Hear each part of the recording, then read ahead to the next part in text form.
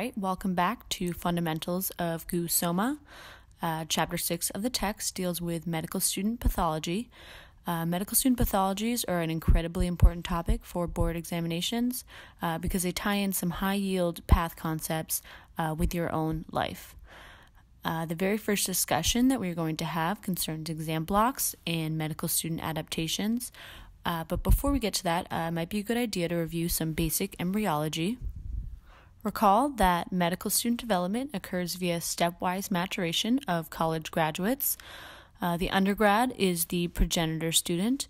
Now, the undergrad is pluripotent, meaning it has the ability to produce both liberal arts majors, business kids, science majors, engineers. But one key thing to know is that ultimately what defines a medical student's potential of becoming a medical student is completion of the medical college admission test, otherwise known as the MCAT. Board examiners love to test this fact, so keep that in mind. When students complete the MCAT, they are referred to as pre-med, and it is these pre-med students that ultimately give rise to medical students. Now let's go over some common features of pre-meds. Like I said before, medical students are derived from pre-meds. One common characteristic of a pre-medical student is medical mission trips. The idea here is that students can show off their interest in medicine while simultaneously establishing their charitable character for applications. Other characteristics include being president of a club at their undergrad institution, as well as liking Grey's Anatomy. Now, one high-yield feature of a pre-med that is giveaway on board examinations is participation in obscure undergrad or post-grad research. Oftentimes, this research involves pipetting and playing with mice. So if you see a question vignette with a 23-year-old doing wet lab research with no intention of getting a PhD, think pre-med. And finally, pre-meds reach full development into medical students when they make a social media post in their white coat. And this is often in the form of a new Facebook profile picture. So I think the best way to understand this is with an example of a gross specimen. Seen here is a classic example of a white coat profile picture. This is pathognomonic for a new medical student. I repeat, this is pathognomonic for a new medical student. You can clearly identify the bright-eyed and bushy-tailed medical student by the short white coat. Another white coat giveaway on gross exam is the presence of both jolly old doctors as well as medical student deans. And so board examiners want to make sure that you can make the connection between medical students and social media white coat posts. So be sure you're able to identify these profile pictures if presented to you in an exam question. All right, now moving on to our first medical student pathology, Q-block syndrome. This is characterized by social reclusiveness, caffeine dependence, as well as hysterical bouts of nervous laughter during exam blocks. Q-block syndrome classically arises 2 weeks prior to the first exam, but it can start as early as 3 weeks before. And examiners would like you to know that Q-block syndrome is associated with a high cortisol state. Q-block syndrome is very common. It's seen in about 70% of all medical students, and there is an even higher incidence in M1s. But it is self-limiting. No therapeutic intervention is necessary. Symptoms tend to resolve after the last exam, typically after those super fun social committee events.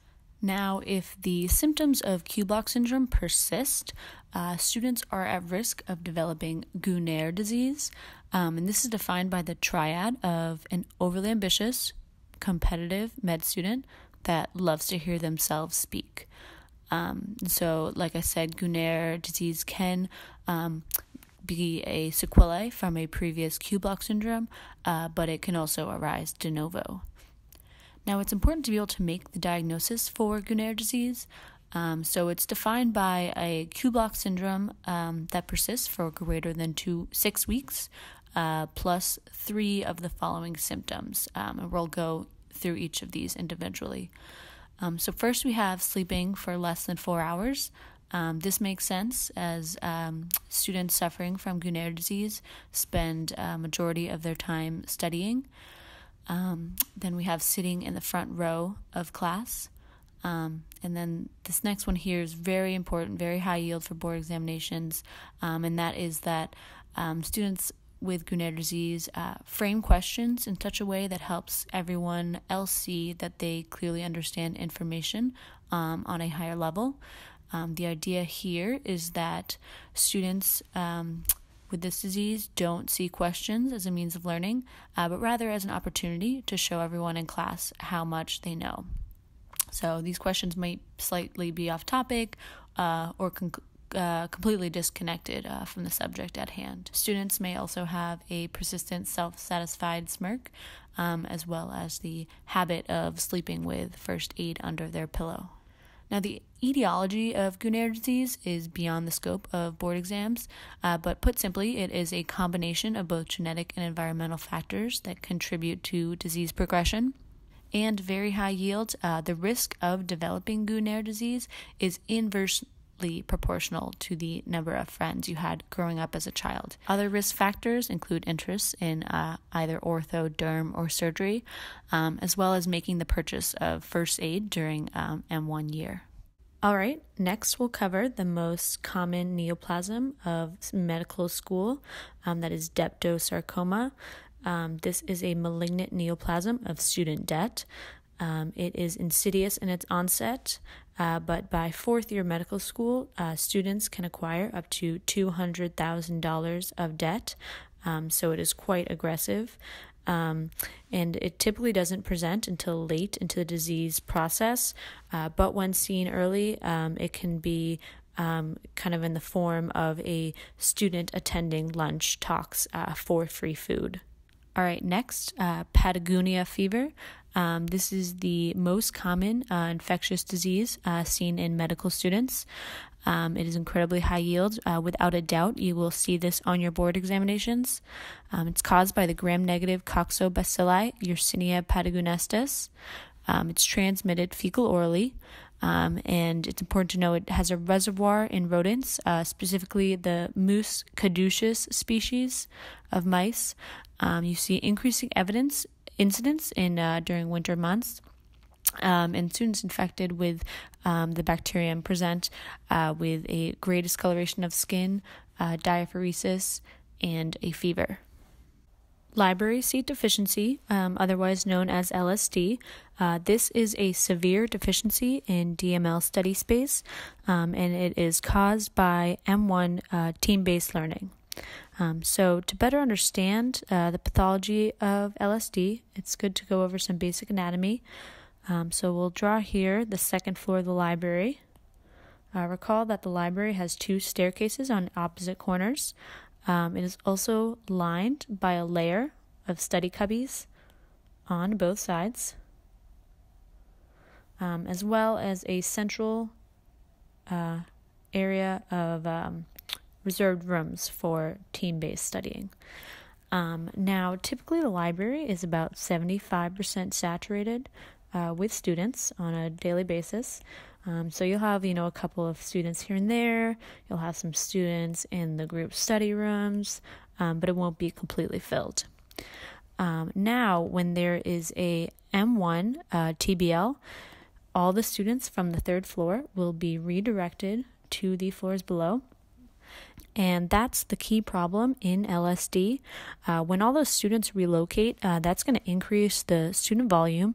And so what you'll see is students will take up all the remaining seats and fill all of the study rooms. So there'll be no more desk or study space available to accommodate any new students into the library. So you'll have students, without any place to study, and they'll just stand here awkwardly. Now, the library will respond acutely by introducing weird chairs in the corners of the library, as well as awkwardly placed tables. But over time, students prefer not to sit in these chairs and tables, and they just go home. So let's read together what I've written in the text, and you can follow along. So in LSD, the library will try to compensate with awkwardly placed chairs and tables, but students often prefer to not sit in those weird chairs, so ultimately they just go home. And that closes out Chapter 6.